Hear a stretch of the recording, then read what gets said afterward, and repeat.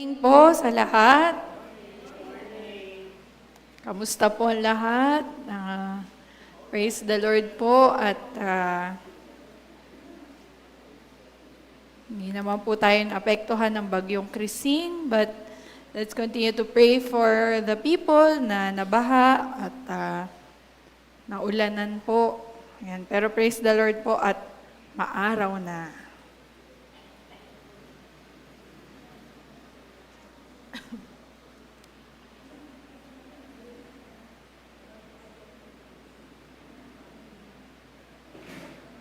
At may laban po yata si Pacquiao ngayon. So pag-pray din po natin si Brother Manny Pacquiao. Yan po. So tayo po ay, good morning din po sa mga kasama natin online, sa mga kasama po natin sa church. Tayo po muna ay manalangin. Thank you, Lord. Thank you, Father. Thank you, Jesus. Thank you, Holy Spirit. We thank you for this wonderful day. Salamat, Panginoon, sa patuloy na katapatan mo. Kayo ay dakila sa aming buhay. And as we meditate on your word this morning, nawa, patuloy po itong makapagbigay ng encouragement sa mga pusong nag-aantay ng inyong salita. We thank you and we bless you in Jesus' name. Amen. Amen. Amen po. Sabi po ni Camille Quirino ng Filipino Times, last March 14, 2025, iko-quote ko po yung kanya sinabi, "The Philippine economy is expected to remain stable this year despite challenges like political noise and global risks." So, tayo daw po ay nasa stable na kalagayan. At sabi naman po ng economist na si Michael Ricafort, sabi po niya sa Philippine News Agency, na bagamat ang ating pong former President Rodrigo Duterte ay naaresto, ang ating pong ekonomiya ay nananatiling strong. So, yung credit rating ng ating country remains strong. At medyo maliit lang daw po ang epekto sa ekonomiya nung naganap na pag-aresto kay PRRD, former PRRD. So, bagamat meron pong political tension na nangyayari and geopolitical issues between China and the Philippines, ay salamat po sa Panginoon. Praise the Lord po at matatag pa rin po ang ating Pilipinas. And naniniwala po ako na ito po'y katugunan sa panalangin ng mga mananampalataya para sa ating bansa. Diba? Na tayo po ay patuloy na pag-iingatan. Pero sa World Bank, ang buong mundo is in global recession. And it's gonna get worse as time goes on. So, alam naman po natin, dahil sa mga nagaganap na tension, gera, sa iba't ibang panig ng daigdig, digmaan. So, nakapagdudulot po ito ng global recession. Pero, tayo po, hindi po din malilibre sa kahirapan at sa epekto ng recession na ito na nangyayari sa buong mundo. Sa Bible po, in Old and New Testament, ay marami pong story about famine. And kung ikukumpara po natin sa ating time, yung famine po, yun po yung recession na nangyayari po sa ating mundo. But it's during those times of famine that God's people begin to shine. Because we demonstrate God's light. Hindi po, not in the midst of light, but in the midst of darkness, we shine. Ang mga tao, anak ng Diyos. And whenever famine is mentioned in the Bible, pag ito ay nagiging istorya sa Bible, nakikita po natin that God's people rose to prominence and they prospered. So marami pong storya yan sa Bible. Mamaya, tignan po natin yung mga ibang mga storya. Kaya siguro nga po, in one of Pastora's preaching, madami pong nabanggit si Pastora na ipaprosper ni Lord dito sa BCC. Dahil po ang BCC ngayon ay parang nasa Negev. Or sa mga panahong ito, Negev po ay na-preach na rin po ni Pastora. Negev means dryness. And yung dryness po sa Tagalog ay tagtuyot. Tagtuyot also means kakapusan. And meron po mga taong dumadaan sa dry season or sa Negev. Paano po, pagpasok po ng 2025, ang tema po natin is a perfect beginning. Pero, kakapusan po ang nararanasan ng marami. But as children of God, remember that we shine brightest in the midst of darkness. And we are meant to prosper in times of famine. Do you agree? Amen. So, God intends for us to prosper. Bagamat tayo ay naroon sa Negev, bagamat tayo ay pwedeng magdaan sa recession, but the plan of God for His people is for us to prosper. Kaya nga po tuwan-tuwa po ako sa preaching ni Pastora last July 6.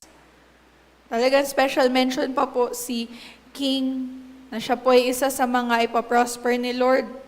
Sabi ko, may special shout out pa si Lord sa'yo, na ikaw ay ipaprosper ni Lord. Sabi po ni Pastora, binalikan ko po yung kanyang preaching, nang ma-receive po ni King yung breath of God. He did not only receive complete healing sa kanyang katawan, but even healing of his financial brokenness.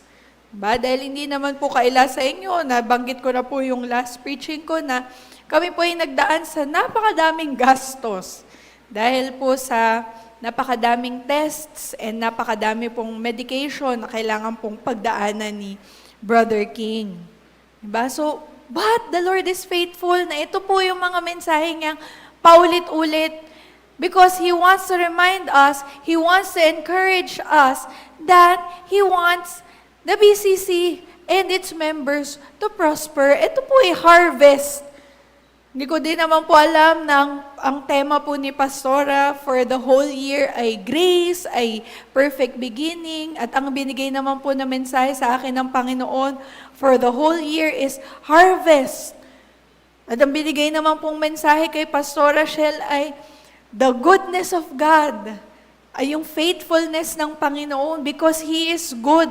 Not because of our own self-effort, but because He is good, He wants us to harvest and He wants us to experience His grace. Napakabuti po ng Panginoon. God is faithful. Alam niyo po ba nung Sunday din po na yon, nung July 6, worship leader naman po ako noon, ang sama din po ng pakiramdam ko noon. Parang the whole week po, simula po Tuesday pa po yata, yung para sama ng pakiramdam ko. Pero nag-peak po yun nung Friday, nilagnat po ako. And bumaba po yung platelet ko, kaya si Doc Mars binabantayan po kasi hindi naman din po niya ma-roll out yung dengue, kasi baka dengue. Pero meron din po ako noon mastitis. Sa mga nag-breastfeeding mommies ay alam po ito na hindi rin po ito maganda sa katawan. So, asawa-sawa po talaga ng pakiramdam ko nung week na yon until Sunday morning. Sabi ko, naku, asa pa na pakiramdam ko, hindi ko nahihilo pa po ako actually nung pagbangon nung Sunday na yon. Pero alam ko na may gagawing special ang Panginoon that Sunday. Kaya sabi ko, naku Lord, hindi ko talaga pwedeng i-miss to. Talagang kakanta po ako. So, by faith, sabi ko, sige Lord, aawit po ako. And, napakabuti po ng Panginoon. That Sunday, I also received the breath of God. Kaya yung mga naramdaman ko po ng buong week ay parang nawala at parang di po ako nagkasakit the whole week. After po noon, magaling na po ako. Okay na po ang aking pakiramdam. Bumalik po sa normal, pati po yung platelet ko, hindi na po ako nagpa-blood test. Pabalik-balik po kasi kami sa hospital nung week na yon dahil namomonitor nga po yung aking dugo. And that Sunday, I declared what God is saying to King and to my family. Syempre po, damay po kami doon na ipaprosper kami ni Lord Jesus, not just in health, but also in wealth. And I declare it, amen, in Jesus' name. So this morning, I want to talk about the harvest with a purpose. Pagka po pinag-aaralan po natin yung famines in the Bible, we see that God always supplies wisdom to handle those famines. Pagka may famine, bibigay si Lord ng word, papaano ito gagawa ng paraan, papaano ka makakaalis sa famine na ito. In Genesis 26, verses 1 to 13, makikita po natin yung story ni Isaac. Kung papaano po sa panahon ng famine, sa panahon ng tagtuyot, binigyan po siya ng wisdom ni Yahweh. And si Isaac po ay umani ng masagana. Basahin po natin yung verses 1 to 3. Now there was a famine in the land besides the earlier famine of Abraham's time. And Isaac went to Abimelech, king of the Philistines, in Gerar. The Lord appeared to Isaac and said, "Do not go down to Egypt. Live in the land where I tell you to live." Verse 3, "Stay in this land for a while, and I will be with you and will bless you. For to you and your descendants I will give all these lands, and I will confirm the oath I swore to your father Abraham." So po rin po ang pagkabasa ng salita ng Diyos. So dito po muna, mamaya talon po tayo kasi may mga stories pa po sa gitna. Ngayon, sa verse 1, sabi may famine doon sa lugar kung nasan si Isaac. But the instruction of Yahweh is, sabi po dun sa verse 1, do not go down to Egypt. Ay, verse 2 pala po. Do not go down to Egypt. Live in the land where I tell you to live. So sabi ni Yahweh, huwag ka alis dyan. Kasi nung nagkaroon din ng famine, si Abraham po na tatay ni Isaac, tumakbo po sa Egypt. Dahil ang Egypt po ay takbuhan nila in times of famine kasi po nandun yung Nile River. Doon po mayroong tubig. Kaya po walang famine doon, tuloy-tuloy po. Sagana po sila doon. So doon tumakbo si Abraham. But this time, God is saying to Isaac, binigyan ng instruction ni Yahweh si Isaac, huwag kang alis dyan. Diyan ka lang, huwag kang pupunta sa Egypt. Sabi niya in verse 3, live in the land, stay in this land for a while, and, ano sabi niya? I will be with you and will bless you. For to you and your descendants, I will give all these lands and will confirm the oath I swore to your father, Abraham. So may promise ang Panginoon. Sabi po ng Panginoon, huwag ka umalis. Diyan, maski mayroong tagtuyot, maski famine. Because God promised, I will be with you and will bless you. So sabi po sa verse 6, talon po tayo sa verse 6. So Isaac stayed in Gerar. Yung Gerar po, part po ito ng Negev.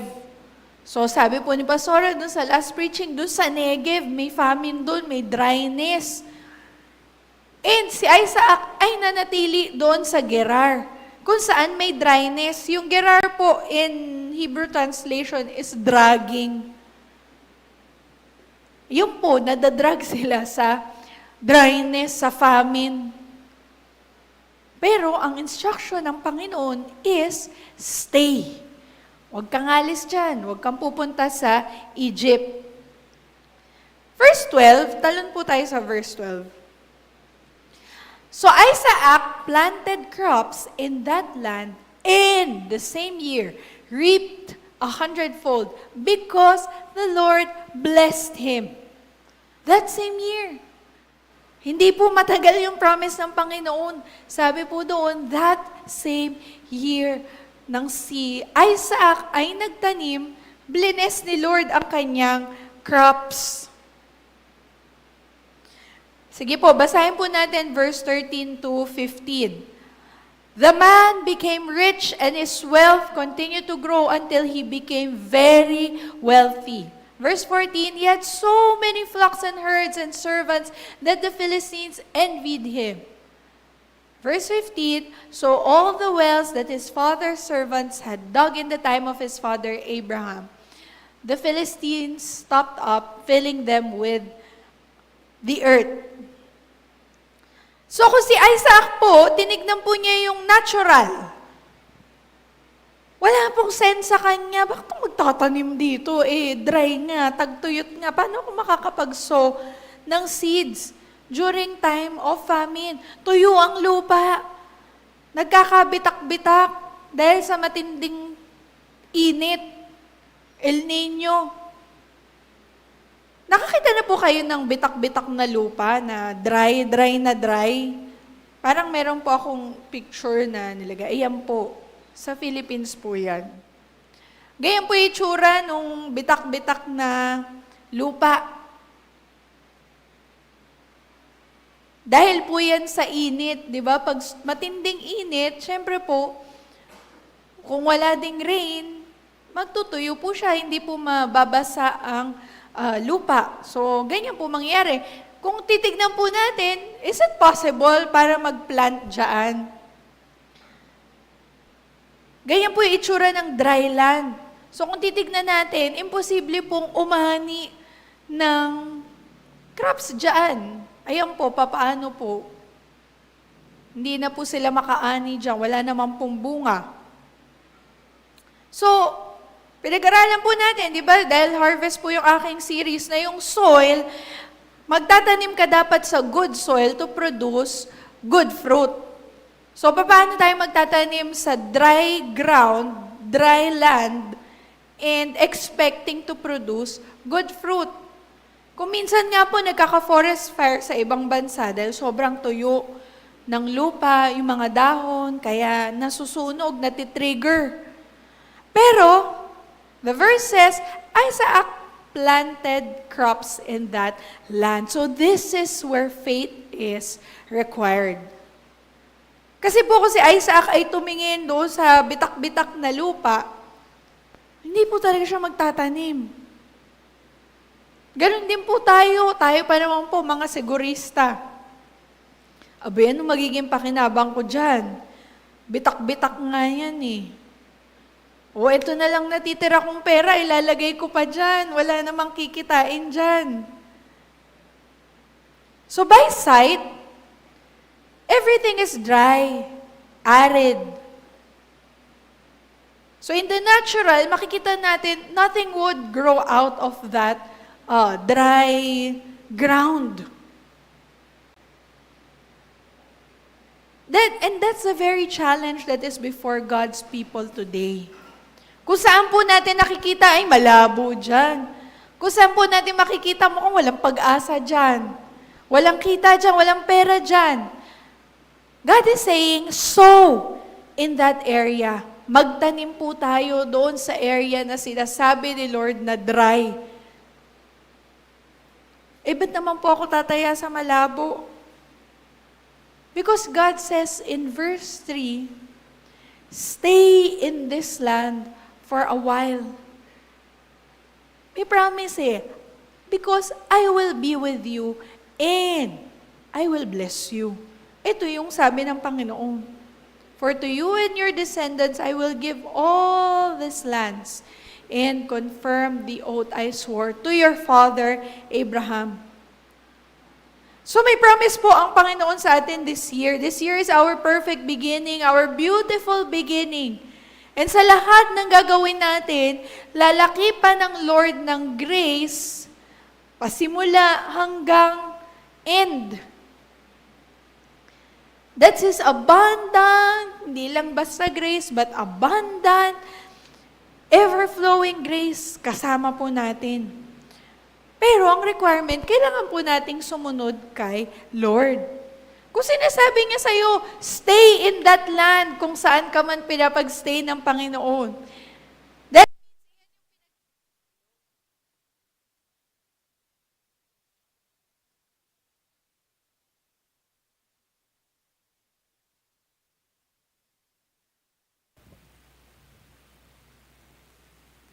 Hello po. Yan, globat po siguro.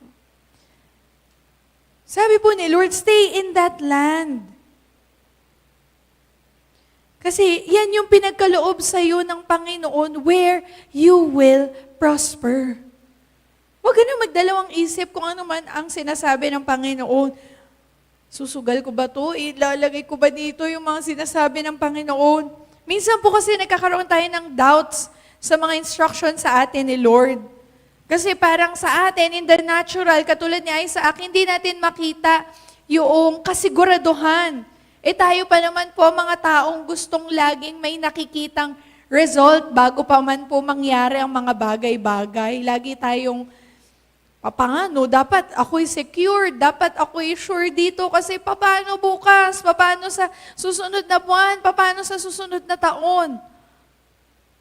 Pero, sabi ng Panginoon, if God tells you to sow, magtanim in that area, even if it is dry, then obey.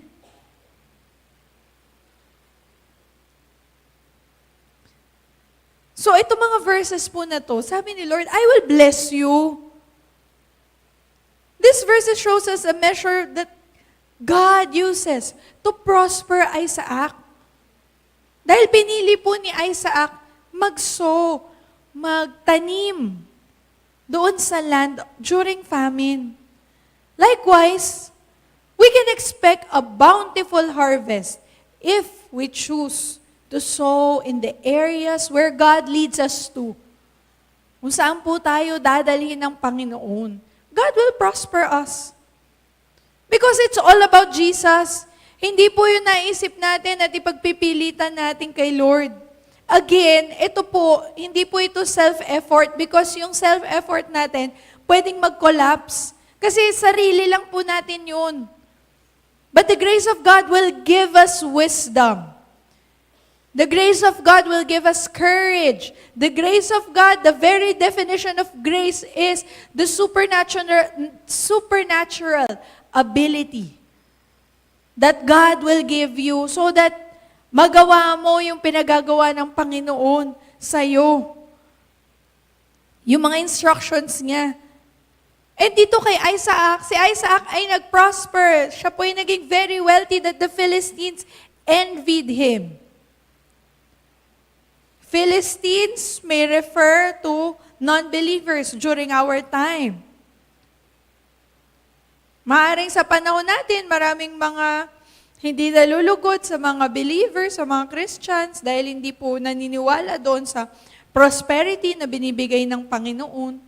Pero nilagay ng Panginoon ang verse na yan intentionally to give us encouragement at maipakita na ang puso ng Panginoon is to bless us.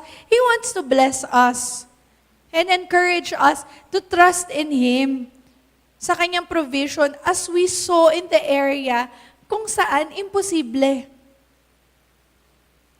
Siyempre, hindi naman po sinasabi ni Lord na tayo maging materialistic at maghangad ng mga maraming bagay.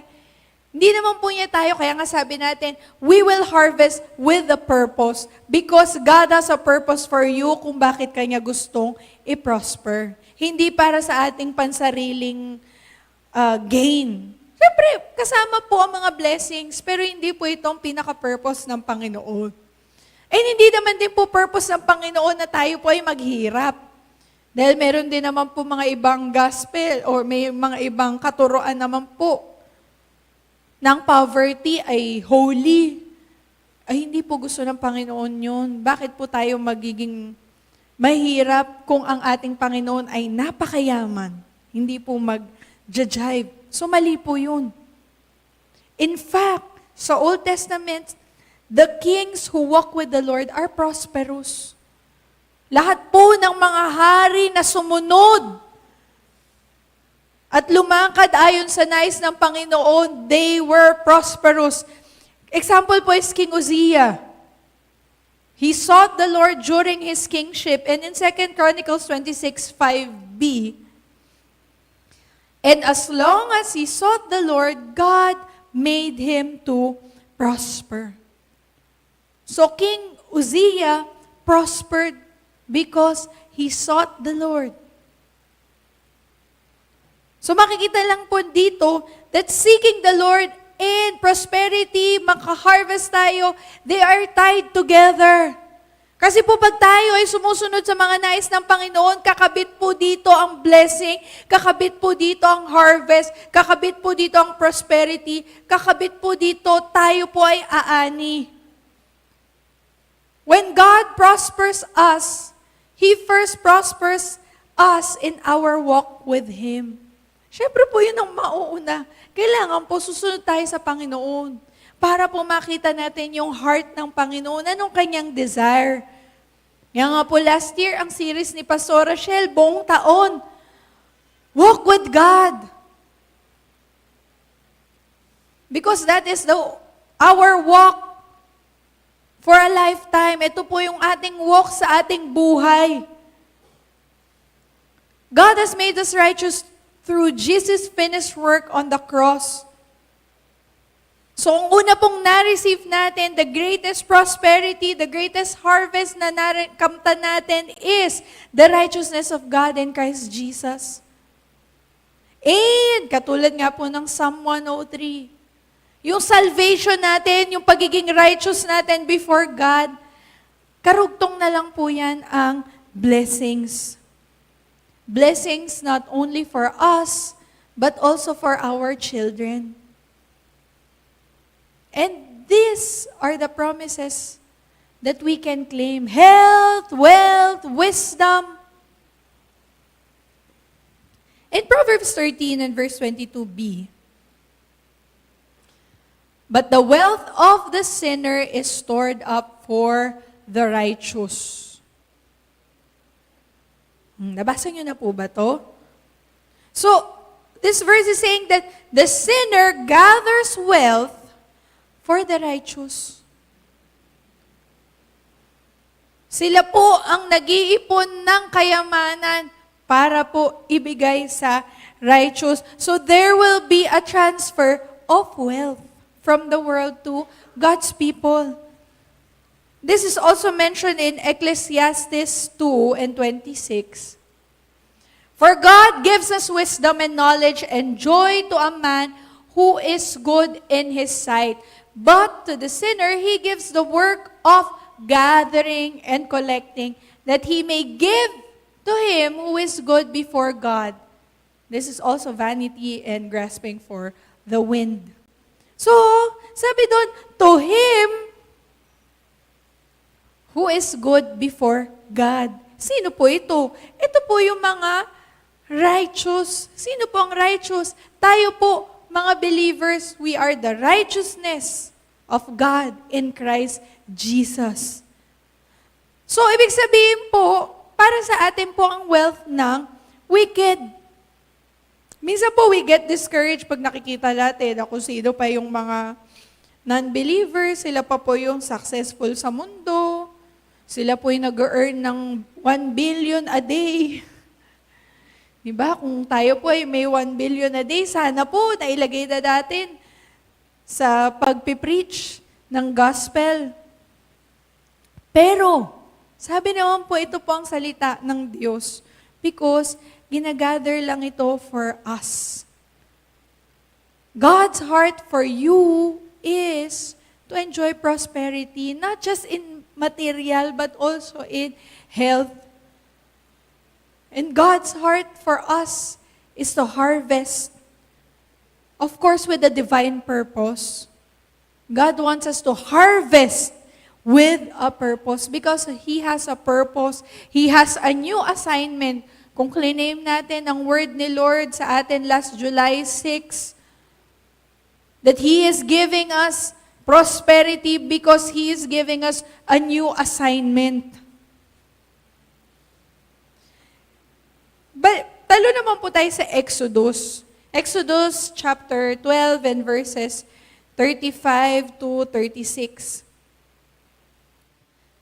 Now the children of Israel had done according to the word of Moses, and they had asked from the Egyptians articles of silver, articles of gold, and clothing.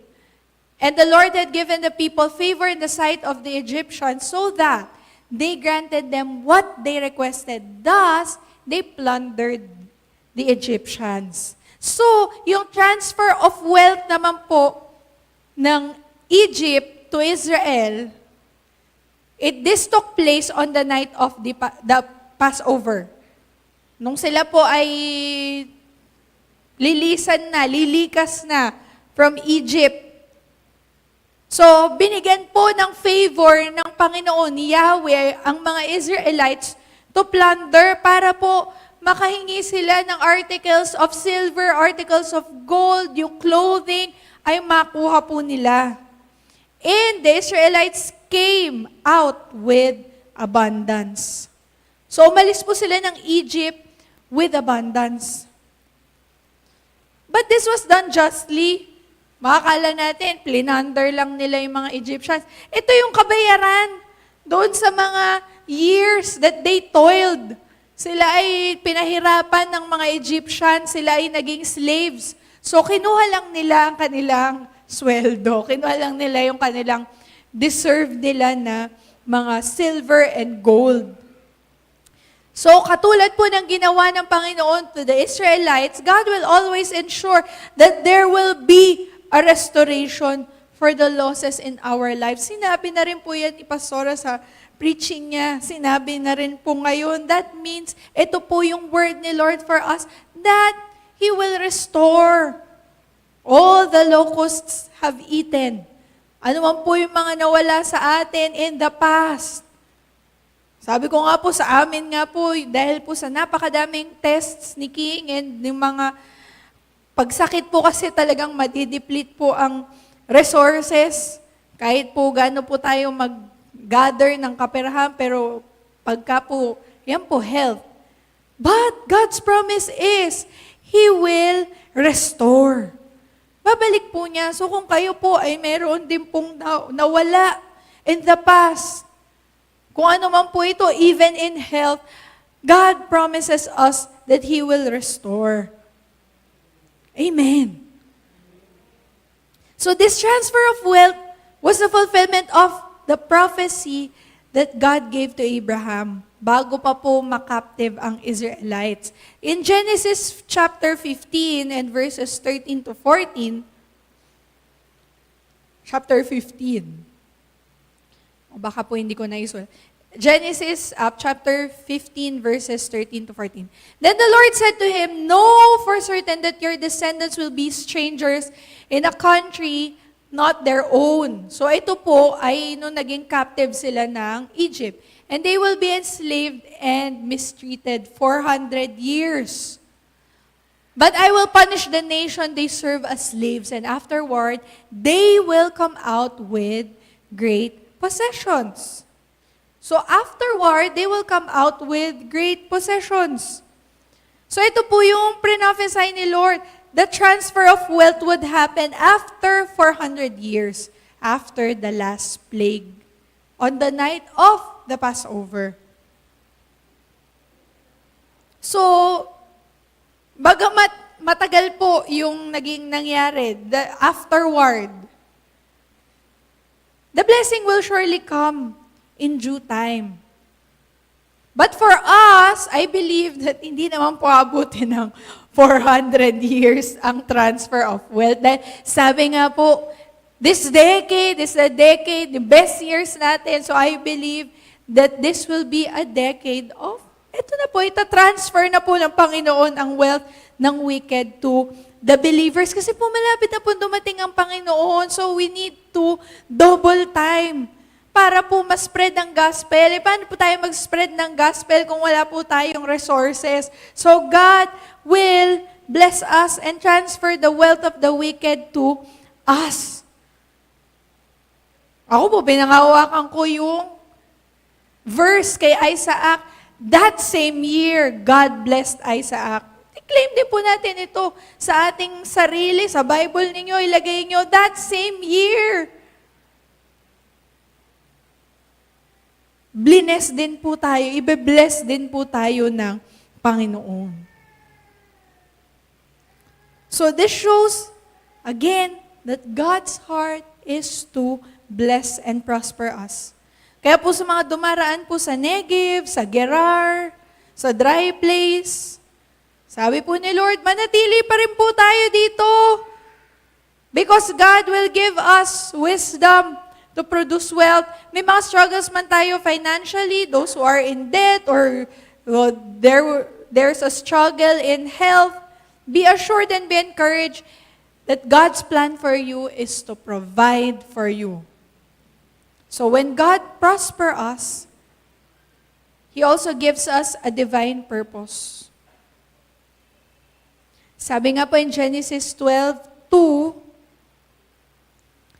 I will bless you and you shall be a blessing. So God wants to bless us so that we can be a channel of blessing, a channel of His love and generosity to others, so we can support in spreading the gospel. Paano po tayo magbe-bless ng kapwa kung wala nga po tayong pambigay?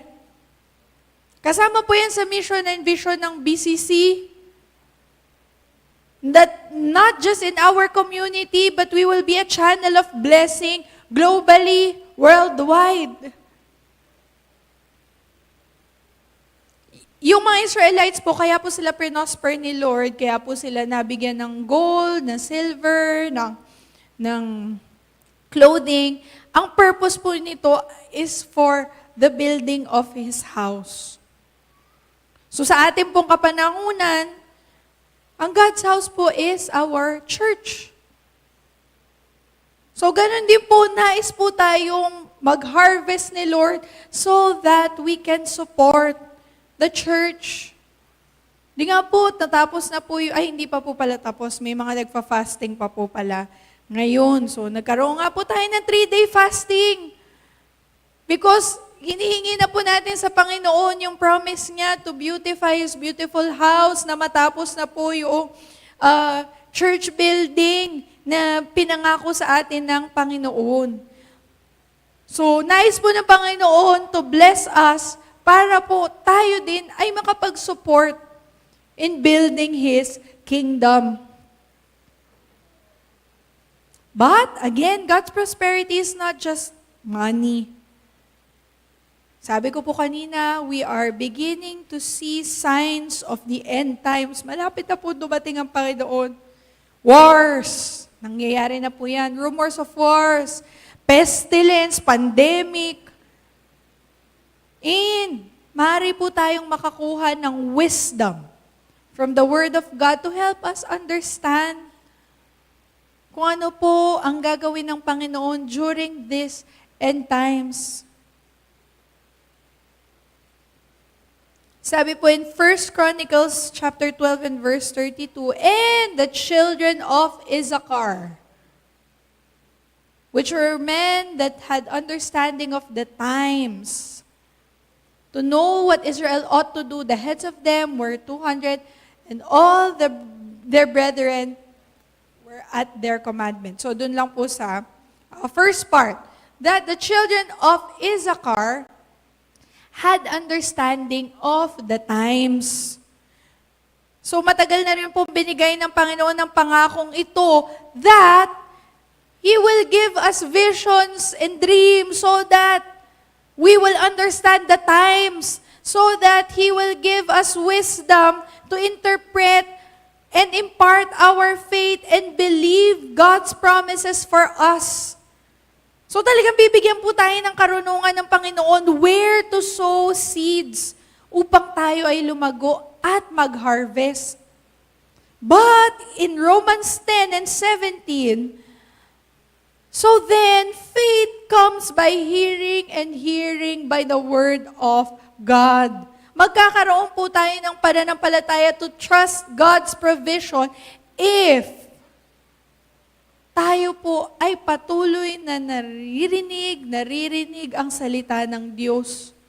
kung patuloy po tayong bababad sa salita ng Diyos. Kasi doon po natin makikita ang wisdom, doon po natin makikita ang specific instruction sa atin ng Panginoon.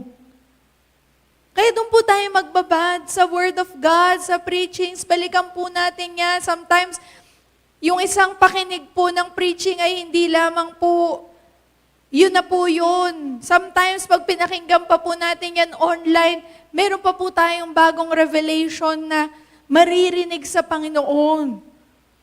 So, kung nais po natin na talagang maintindihan ang times, like the sons of Issachar, magbabad po tayo sa salita ng Diyos. Kung nais po nating malaman where to sow seeds, kung ano pong instructions ng Panginoon, then, magbabad po tayo sa salita ng Diyos. Experience success. Pag tayo po ay nag-rely sa God's favor. Pero ang favor po, matatagpuan kung saan po natin mababasa ito sa Scripture. He will give us grace. He will give us supernatural ability to do the impossible. Para po tayo ay magkaroon ng wisdom to produce wealth. Kasi po yung favor, bibigay na po sa atin ng Panginoon eh. Pag may favor tayo, galing sa Panginoon, we will experience promotion, we will experience success apart from our capabilities. Ito po yung grace ng Panginoon. Hindi po natin ito i-earn. This is free. Kailangan lamang po nating tanggapin. Kailangan po natin angkinin. Kailangan natin i-declare sa ating buhay. Example po sa Bible na binigyan ng favor and success ng Panginoon is Joseph. Si Joseph po, isa sa mga paborito kong character in the Bible. Pwede rin po yung aking kapatid na si Joseph. So si Joseph po, alam na po natin yan, ginawa na po natin yung play. Si Joseph, ang dami po niya naranasan in Egypt kasi po binenta siya ng kanyang mga kapatid. Pero, nandun siya sa Egypt, God was with him, and God had favor on Joseph. So, nagkaroon din siya ng favor in the sight of Potiphar and Pharaoh. And Joseph was promoted until he became the second in line to Pharaoh. In fact, yung favor ng Panginoon kay Joseph ay nakapag-cause sa kanya to prosper so abundantly. Na pati si Pharaoh, pati si Potiphar, nakita yung goodness ng Panginoon sa kanyang buhay. So, ganun din po tayo. Pag prinosper po tayo ni Lord, pag tayo po ay naka-harvest ng ating pong mga blessings, it will be evident. And it will testify to the world how good God is sa ating mga buhay.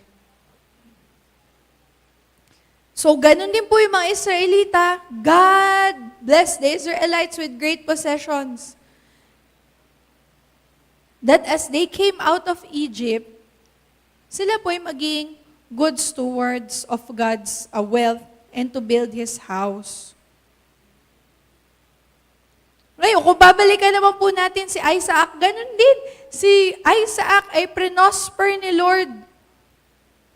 Dahil yung favor ng Panginoon ay nasa kanya, yung promise ni Lord ay nasa kanya, and because sinunod niya yung instructions ng Panginoon. So again, si Isaac, pinag-station ni Yahweh in the dry land sa Gerar, inatasan siyang magtanim. Nakareceive siya ng wisdom. Wisdom from the Lord yun. To sow, magtanim dyan. Doon sa dry ground. Kahit di po niya nakita, but because God gave him wisdom, he saw on that dry ground. So, ganun din po tayo. Bibigyan po tayo ng wisdom ng Panginoon where to sow seeds. Kung saan po natin gagamitin ang ating mga kaperahan. Bibigyan po tayo ng Panginoon ng abilities. Hindi po yung ating Hindi po tayo kailangan magbase sa ating mga talento, sa ating pong mga karunungan, because God will give us wisdom. Si Lord na mismo magbibigay sa atin ng wisdom and resources upang tayo makaharvest. Minsan po kasi hindi na nga po dun sa abilities natin. Kasi po sometimes we rely so much on our abilities.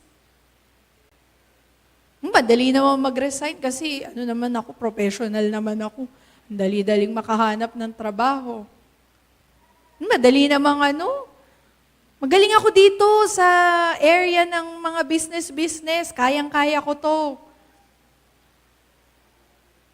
Ako, maabilidad ako, kaya ko yung gawa ng paraan. Hindi po dun sa ating abilities, hindi po sa ating own wisdom, hindi po dun sa gift. Dito tayo magaling, hindi po. Si Isaac nga pinagtanim doon sa dry ground. So tayo, ang instruction sa atin ni Lord, sow in that area where God leads you to. Miski hindi natin nakikita na ito'y magiging kapakinabangan.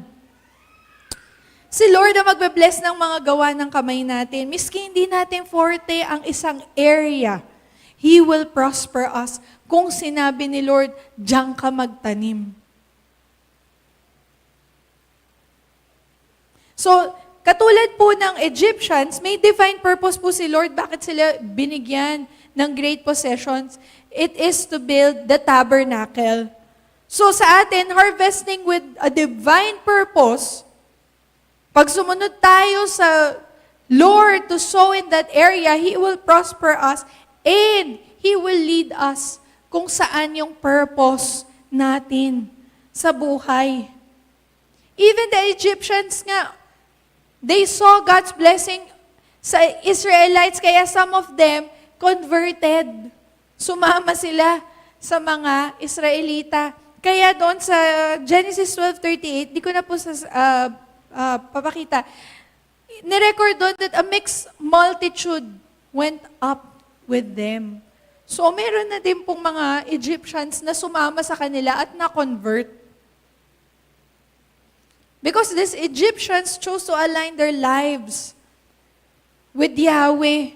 Because nakita nila kung papaanong ka-powerful ang Panginoon na nag-work sa buhay ng mga Israelita. So ganun din po tayo, makikita din po ng unbelievers that we are so prosperous, we are so blessed. Testimony na po natin mismo yung ating buhay. So, ang grace has the power to bring provision, to bring health, to bring peace and rest. In Deuteronomy chapter 8 and verses 17 to 18, then you say in your heart, my power and the might of my hand have gained me wealth. And you shall remember the Lord your God, for it is He who gives you power to get wealth, that He may establish His covenant, which He swore to your fathers, as it is this day. So, it is God who gives you the power to get wealth. Hindi tayo. Minsan kasi, ayan po, karamihan, ang alam natin, manggagaling ang ating yaman pag nag-ipon tayo ng ipon, galing sa ating mga sweldo. Pero yung yaman po natin ay hindi manggagaling po doon, kundi sa Panginoon. Because it is He who gives us the power to get wealth at tayo po ay maging successful. It is God who will lead you where to sow. Sabi po in Galatians chapter 3 and verses 13 to 14, Christ hath redeemed us from the curse of the law, being made a curse for us, for it is written, Cursed is everyone that hangeth on the tree.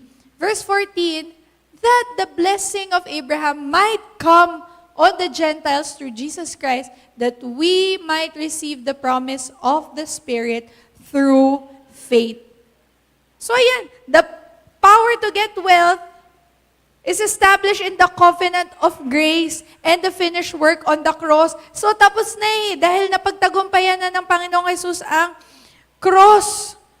So, we already have the power to get wealth.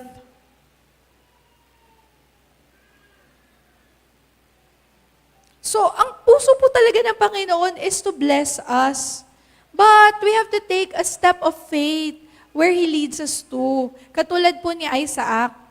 Si Isaac po, nag-follow siya kay Lord, nag-obey siya kay Lord, he reaped 100-fold.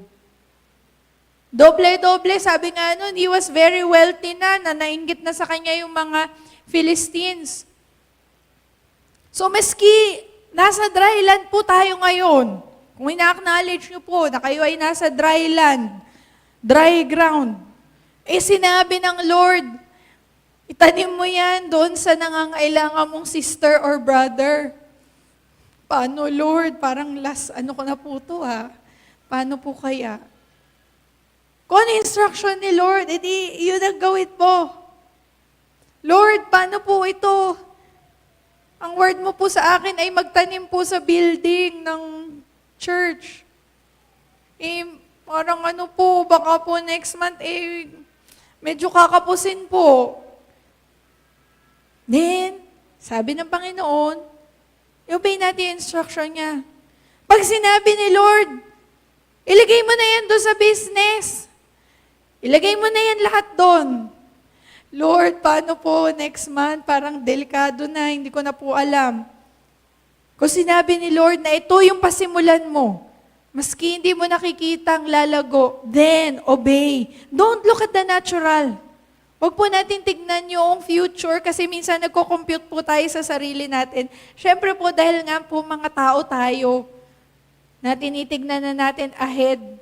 Pero, maski wala po tayong makikita doon na benefit, if God says that you sow in that area, then obey. Sabi po ni Lord doon sa verse natin kay Isaac,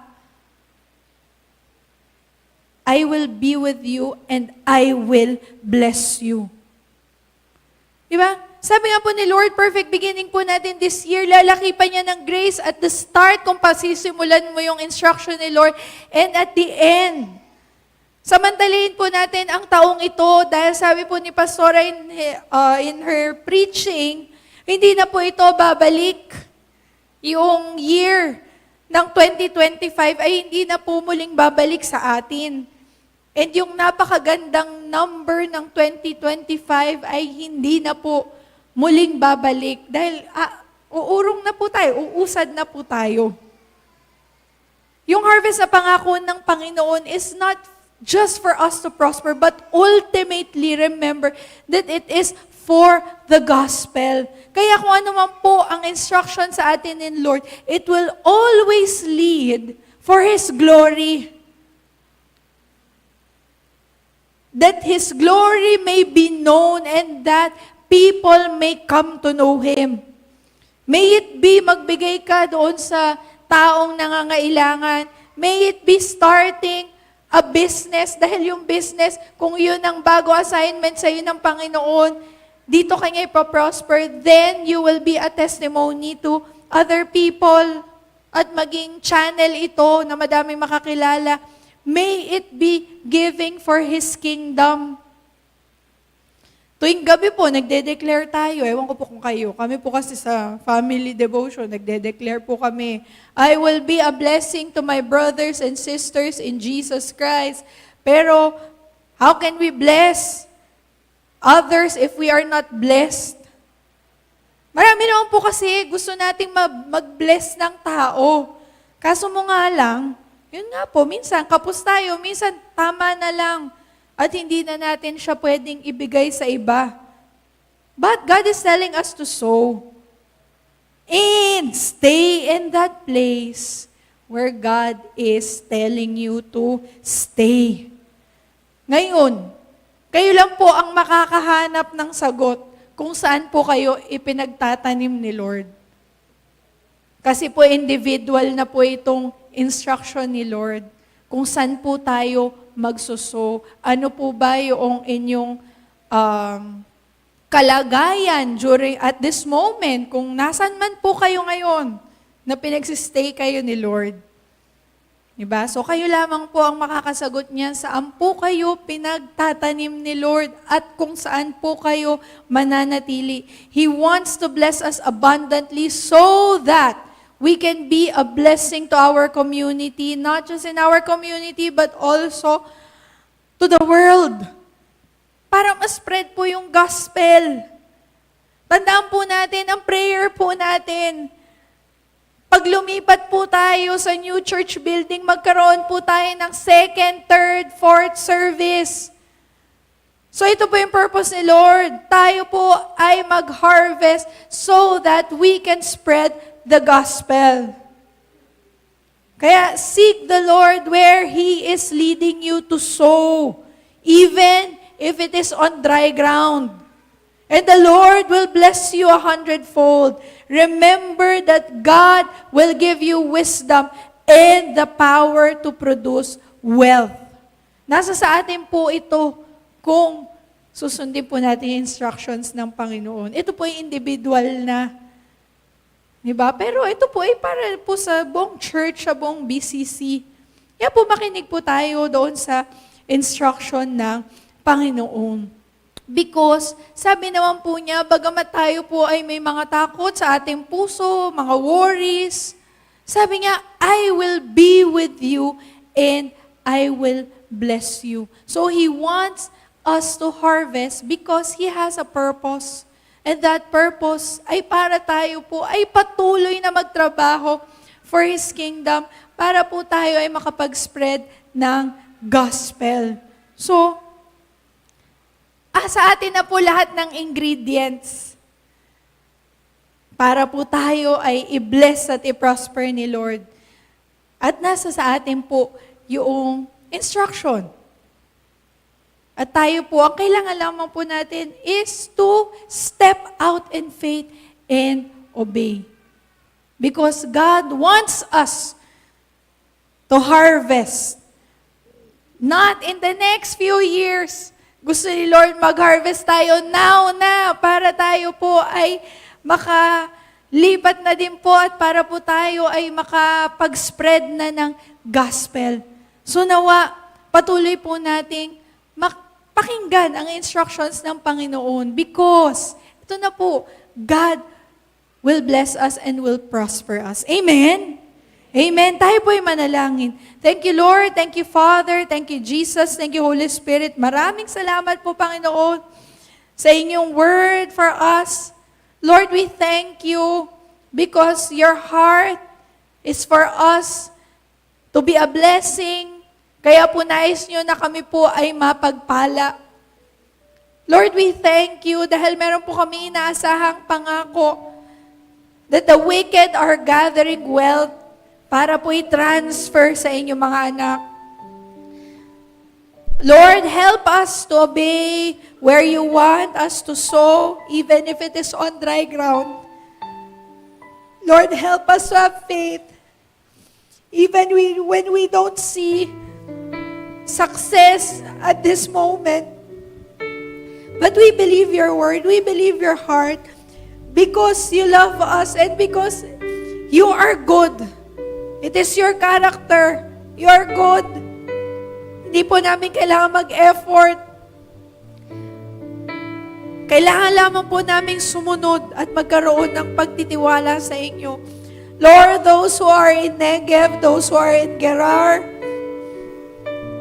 we know na kayo po ang Diyos nakakatagpo sa lahat po ng pangangailangan ng inyong mga anak, not just in wealth, but also in health. We trust you na kayo po, you will be with us, and you will bless us 100-fold. Not in the future, but you want to bless us now. Kaya po patuloy po namin hinihingi ang inyong karunungan, ang inyong pagpapala, ang inyong favor. Oh, we continue to summon the south wind to bring us peace, to to spread the sweet scent of the Holy Spirit in our lives, that people may come to know you dahil po makikita po nila ang inyong kalwalhatian sa aming buhay. Maraming salamat po. And for those who are seeking your instructions, Panginoon, Lord, reveal to them what's in your heart. And we know that what's in your heart is for us na kami po ay mapagpala abundantly. Maraming salamat po, Panginoon. And we also continue to pray, Lord, for our church building. Lord, you want to bless us so that kami po ay patuloy na matapos na po ang aming church building. So ano man po ang aming mga pangangailangan sa completion nito, we believe your promises na kayo po ay magbibigay ng inyong pagpapala sa inyong mga anak. And we await, Lord, ang aming pong paglipat sa aming pong panibagong church, oh God. Kaya maraming salamat po. We thank you and we bless you in Jesus' name. Amen and amen. Hallelujah. Praise the Lord. Amen. God is